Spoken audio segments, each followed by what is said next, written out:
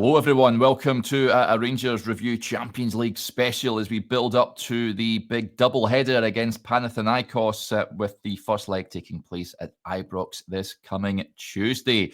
It brings me great joy to say that we're joined by a Panathinaikos fan and Greek football expert, Nick Tsambouniaris.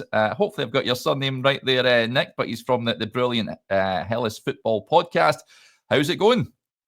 I'm good. Just as I was saying to you, so I'm Greek background, but lived in Australia my whole life, and it's winter here and getting a bit chilly for Australian winter standards. Very envious of those back home in Greece right now. And it feels like every Greek Australian's there right now.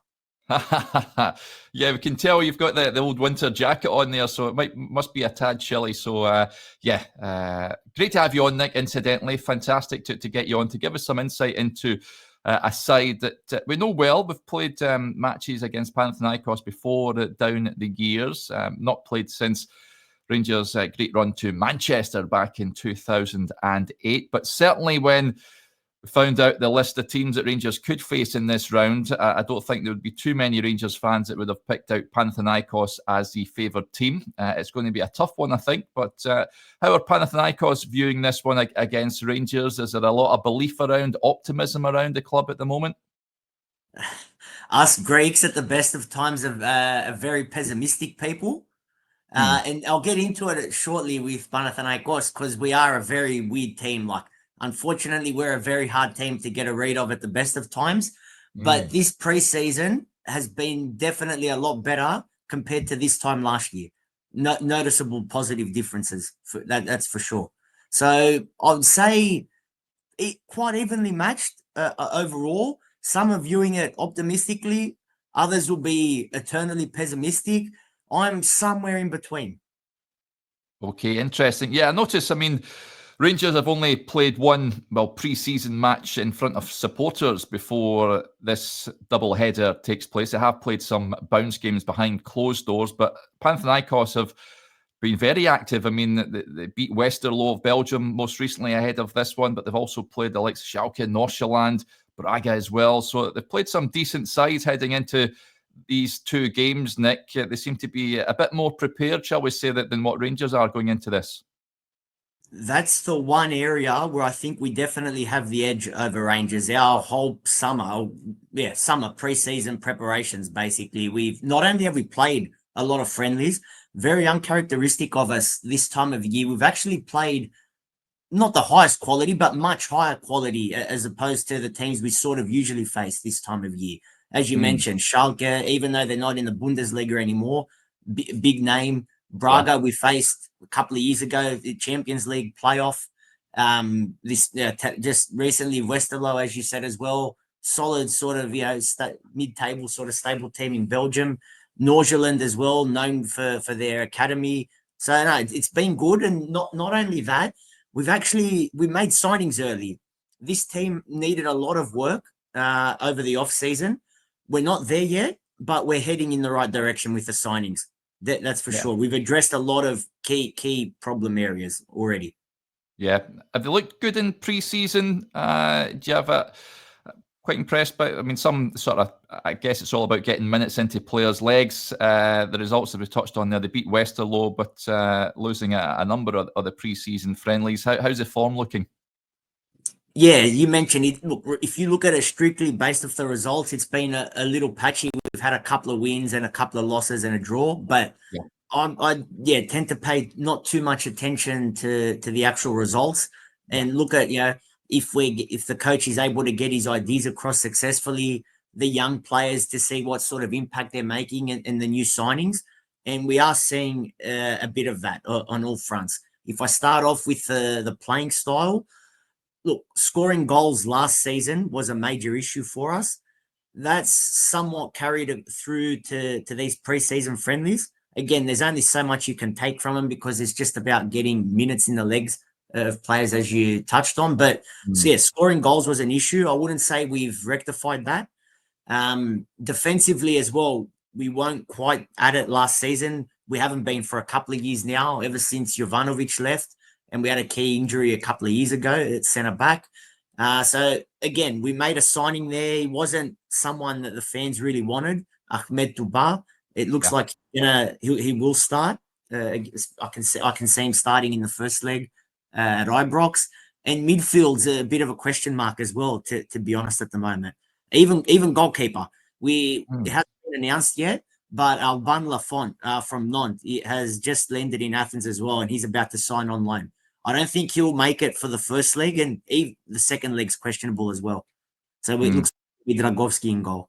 All areas, it's still a bit hit or miss. The one thing Victoria wanted from this preseason, and we're seeing it, we've scored a couple of goals from it, was to introduce more of a press, a high press. And one of our youngsters, Brego, from our academy, has been really good in that area from midfield positions, and he scored a nice goal against Westerlo off that press. Mm-hmm. Interesting. Talk to us about Rui Vitória then, Nick, because took over in October of last year, but by all accounts, Panathinaikos never had the best of seasons last term. Certainly domestically, you'd have wanted to have been much closer than you were. How do the fans view him? Is he under pressure, or is there a lot of belief that he can return the good times to Panathinaikos? Last season was an absolute disaster. So Rui came in and he rescued. He made the best of a bad situation. And I think the fans, for the most part, appreciate it. In terms of whether or not he's under pressure or optimism or anything like that, we're a very poorly run club from the very top. Our owner is not a popular man at all. Yannis Alafouzos, all fans are pretty much against him. He's made a lot of bad decisions over the years. A few years back, about 7 years ago, he pulled the plug, stopped investing in the club. Players weren't getting paid. We had transfer bans, European bans. Then more recently, a couple of years ago, out of nowhere, we were 1 point off first. He sacked the now Greece national team coach Jovanovic out of nowhere, who was a real fan favorite. The fans really took to him. That's the first coach our fan base took to in probably the best part of 2 decades. And ever since then, we've been on, it's just been getting the disconnect between fans and clubs been getting worse and worse. As I said, Victoria came in and somewhat steadied things. It was a bad season last season for sure. Unfortunately, it's unpredictable. Not just Panathinaikos, but Greek football in general. It's a coach can be doing well, and the owner can pull the plug and sack him at any stage. Unfortunately, that's Greece and the Balkans in general. It's very chaotic. But on Victoria strictly, a few years ago when he was coaching Benfica, he actually won a league title there. And they faced Pep Guardiola's side in the Champions League, and he had Guardiola worried. I remember Guardiola speaking about him having to do his homework on him, and Guardiola really rated him. He's, in terms of playing style, I mentioned the high press. That's something he's looking to introduce this season. Our preseason actual training has been very different to the past, where it's been traditionally a bit more laid back in the scorching hot sun. They tend to take it a bit easy and slowly get the players up to speed, whereas Victoria's gone full steam ahead. They're talking 2 training sessions a day with very high intensity. So it's not just the opponents, high-quality opponents we've faced. It's actually been very intense training sessions as well. He likes to control a game, and we'll get on to Russell Martin as well. Martin, for me, strikes me as the type of guy that just has the plan A with possession, if what we saw last season at Southampton.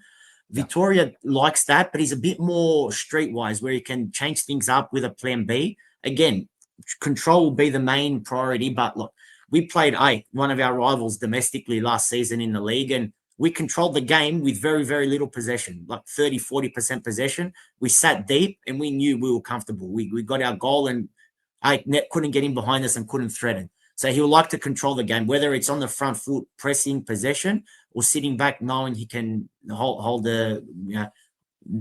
we can be steady at the back.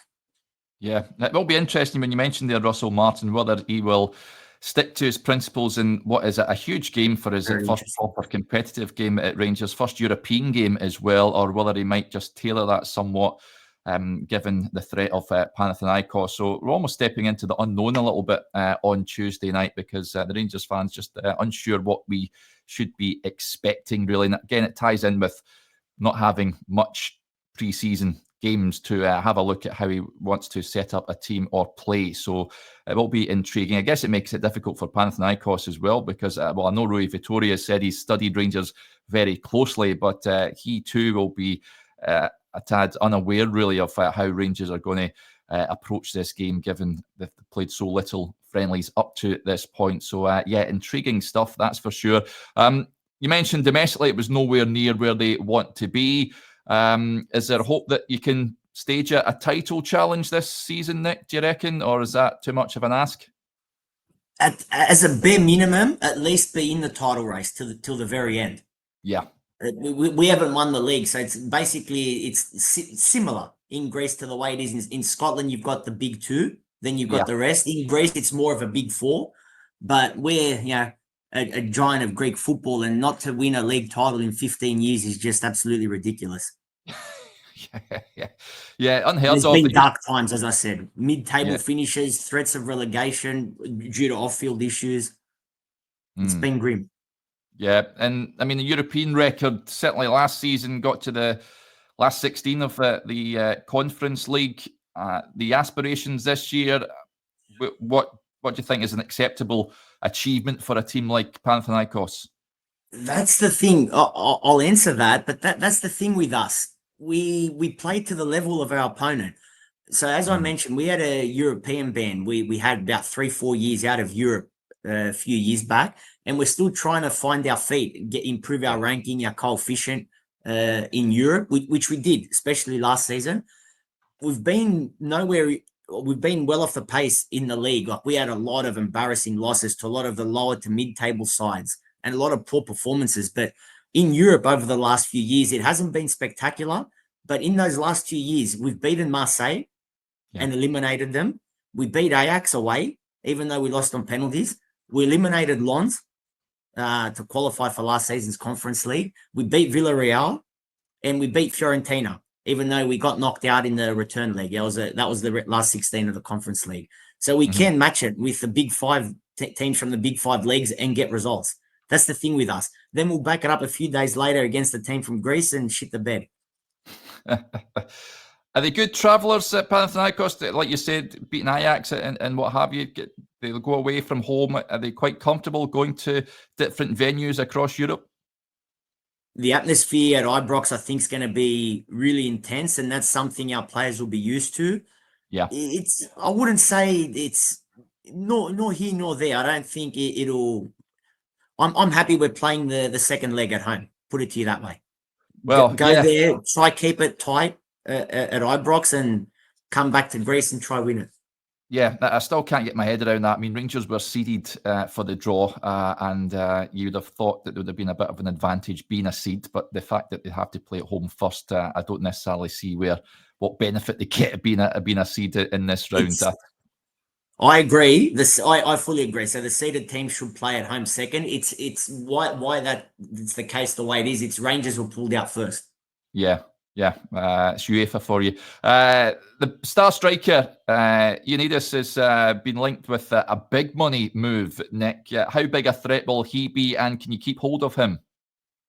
Much maligned figure, Ioannidis. A couple of years ago, great season. And this time last year, we were allegedly rejecting, because the Greek media is very hit or miss, allegedly rejecting offers of 30 million euro for him from Premier League clubs.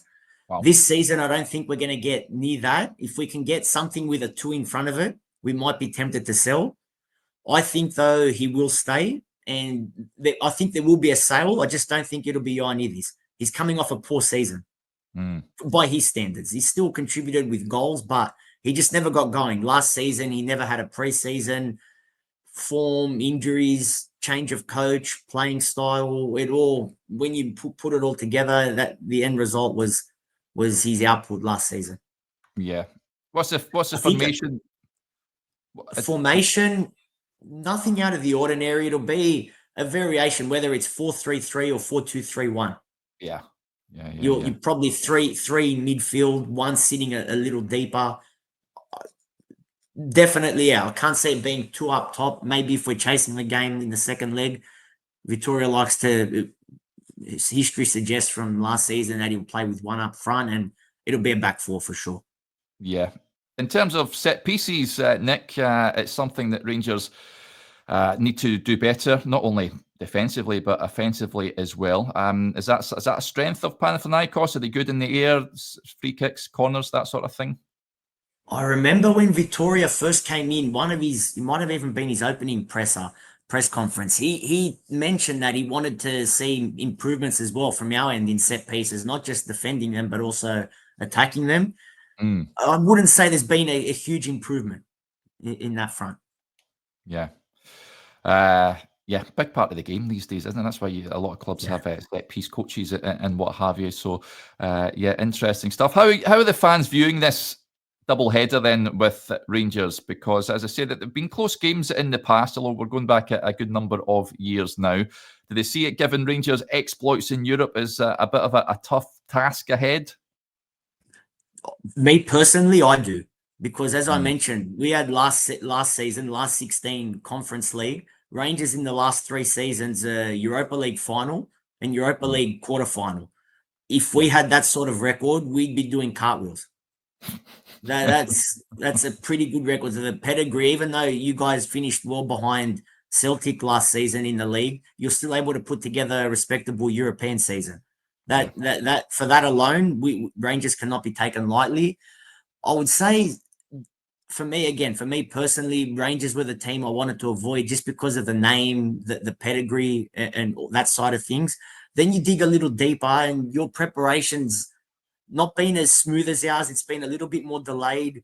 Your signings, for instance, so if we're making the sort of signings Rangers were making, our fans would be revolting. Our fans would be losing their minds. Wow.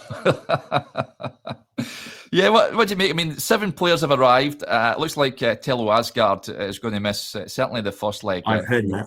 Through injury, which is a blow.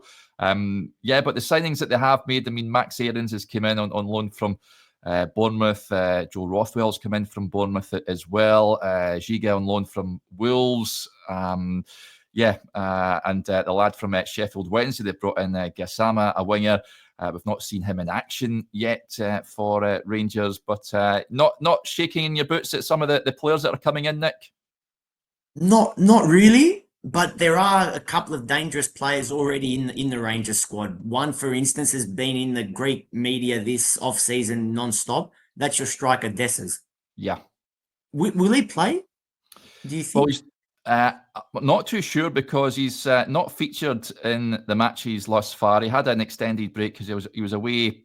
He was playing for Nigeria and then he was away getting married. But he was Rangers' top goal scorer last season. And he's on an individual training program. So whether he features or not remains to be seen. It looks likely that Danilo will lead the line for Rangers, certainly in the first leg. But Dessers is an interesting character because he's one of those guys who'll have you tearing your hair out. He'll miss easy chances, but he'll score. He's capable of scoring real good goals in pressure moments of games as well. And he scored in the biggest stages last season. Some of his goals were crucial in Rangers reaching that Europa League quarter final. So, AEK Athens, of course, were the team heavily linked with him, but as it stands, they've not met Rangers' asking price for him. I can't see him moving on. Certainly before these fixtures take place, it's too late in the day for Rangers to sell one of their prized assets before bringing in a replacement. So he'll certainly, I'd imagine he'll be in the squad anyway. Whether he features or not is another thing. But that's an interesting one. I think Rangers looking for about £5 million there or thereabouts, and not prepared to pay that at this point. So it's a bit of a standstill at this moment in time. So is he a player that you're aware of, Nick? Dessers? Yeah. Yeah, so as I said, his name's been in the Greek news constantly the last few weeks with that potential move to AEK. And your centre back Suter, he's one of your better centre backs. Yeah, he's potentially out as well from both legs, or definitely the first leg. No, he should be available. Okay. There was fears. It was reported a good few weeks ago now. It underwent a minor operation on his hip, I'm sure it was, if I'm not mistaken. It was just a a minor op, but there was fears that when it came out in the media that he may miss those games. But he has been back, he has been playing, Okay. so I think he'll be fit and available for the games. But certainly Asgard looks to be a doubt, which is a bit of a blow. And yeah, it'll be interesting to see what Rangers team takes to the field, and certainly in that first leg. As I said earlier, it's a bit of an unknown. The Rangers fans aren't too aware of the style of play, how the team's going to set up, because Russell Martin, like you say, Nick, he's very set in his ways. He likes playing that possession-based game where players take risks, certainly playing from the back. So, yeah, it'll be intriguing to see how the match unfolds. What I wanted to ask about you as well is the second leg. How big a blow is it not playing at your actual home and playing in the Olympic Stadium instead? If we can get a big crowd, I hope we do, because this time of year is a little tricky when you got the Athenians that are hitting the Greek islands. Hopefully we can draw a big crowd. If we do, I don't think it'll be much of an issue. If we can get in excess of 40, even 50,000, I think it'll be fine. But yeah, as you mentioned, nothing is like Leoforos. And that's something I was going to touch on, actually. The Rangers fans that made the trip last time, 2008, the last time we played against each other, that was at Leoforos. Any Rangers fan going this time, even though the match isn't there, I suggest taking a walk past. It's football heritage, that ground. And we've only got a couple more years left there, unfortunately. Yeah, that'll be a shame moving on from there, because, I mean, it is one of these old-fashioned grounds, isn't it? Very intimidating and atmospheric. Full on. Like it's insane. Yeah, the fans are on top of the players. It only fits 16,000. Even the streets, the surroundings are just, it's full on. Yeah, it's not that far from the city centre, really. Yeah. How the heat as well, would that be a factor, do you reckon, over there in Athens? It is sort of pretty warm, I'd imagine. Certainly warmer than where you are at the moment. It's scorching hot there, mid-30s. But I think they're going to play at like 10 p.m., aren't they? The second leg, or close to 10 p.m. local time. Yeah, so that'll probably take the heat out of it. Yeah, you'd imagine so. What's your thoughts then over these two legs, Nick? Who do you think's going to win it? Tricky, just because it's we don't know as Panathinaikos fans, and you mentioned as well, Victoria won't know what to expect either from Martin and Rangers. So it's hard to call. And you guys have only had a couple of preseason friendlies. We don't know many of your signings, like Max Aarons, for instance. He's quite well known, but apart from that, it's especially the guys from when you start talking League One. Most Greek football fans won't really know those players. Yeah. Hard. Look, I know Rangers are coming off a bad season last season, but the one game I did see them play, that was against our arch rivals Olympiacos. And I thought Rangers completely took it to them that day and were really unlucky not to walk away with a win that night. It's so hard to call. It could even go like last season. We played the two legs over Ajax, culminated in a penalty shootout that finished, I think it was 14-15 or 13-12. Yeah, I see that. I'm not saying it's going to be something that drastic this time, but a penalty shootout wouldn't shock me. I would have Rangers as slight favourites, only because of what they've been able to do in Europe the last few years. Of course, I'm going to back my team, and we're going to lean on the fact that we've had in my eyes at least, we've had a better preseason. It's been smoother. We've made our moves earlier. We're a bit more advanced. And Victoria has now had a bit more time in his role as well, which is rare in Greek football. Yeah, it sure is. Incidentally, Dessers scored, what was that, a great goal against Olympiacos last season. And you're right, they did well in that game. Unfortunate not to win it in the end. It will be intriguing. I think it's 50-50 at this point. But exactly. Rangers going to hostile venues in the past, they seem to deal with it pretty well. So, it'll be interesting. I certainly think they need to take something over to Athens for the following week if they've to stand a chance. But I reckon it may go all the way. And you may be right, Nick. It might be a penalty shootout scenario. But who knows? Very much looking forward to it, incidentally. Two excellent games to get our teeth stuck into. But it's been great having you on, Nick. Thank you very much for giving us some insight into Panathinaikos. I was going to say I wish you all the very best. Apart from these games, I hope you have a fantastic season. Thank you. Likewise.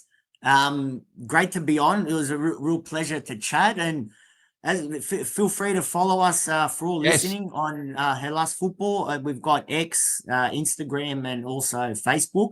I'm also part of another podcast which is strictly Panathinaikos. That's called Ball Fans International. That's where we go a bit more in depth. So Hellas Football is great, where we talk about Greek football at a big picture level. We also cover a lot of the Greeks abroad and the national team. Whereas at Ball Fans International, it's only all things Panathinaikos, and it's really in depth about reviews, previews, and signings, etc., etc. Yeah. How is, just before we wrap up, we'll stick the links in the description of this video, folks, so you can go and check them out. In terms of the Greek national team, World Cup year, Nick, are they looking in good shape? I hope so. You'd be aware, not too long ago, we played you guys and won 3-0 in Scotland, and we'll play each other again soon. Yeah. Fully deserved win. I like the young boy, Olympiakos, the teenager in midfield. He's good. Mouzakitis. Yeah, he's a top talent, isn't he? There's a few. We're in Greek football in general. We're entering a golden generation. We haven't had this before. We've got so many young players at once that have just burst onto the scene. Olympiakos and PAOK domestically predominantly, but there's also Karetsas that scored that banger goal, Scotland away, and we convinced him. We managed to twist his arm to represent Greece over Belgium. So born and raised in Belgium, and he's chosen Greece, and already linked with big moves at age 17. Yeah. Exciting times, that's for sure, if you're a Greek and a Greece football fan. But yeah, super. We'll wrap up there then, Nick. We'll surely get you on at some point, no doubt. Maybe later on, perhaps if Rangers are linked to a Panathinaikos player or what have you, then we'll get you back on. But yeah, thanks again, buddy. No problem. As I said, pleasure to be on. Great chatting. There you go, folks. Hopefully you enjoyed that. A bit of insight into Rangers' upcoming opponents. We'll speak to you again soon. Bye for now.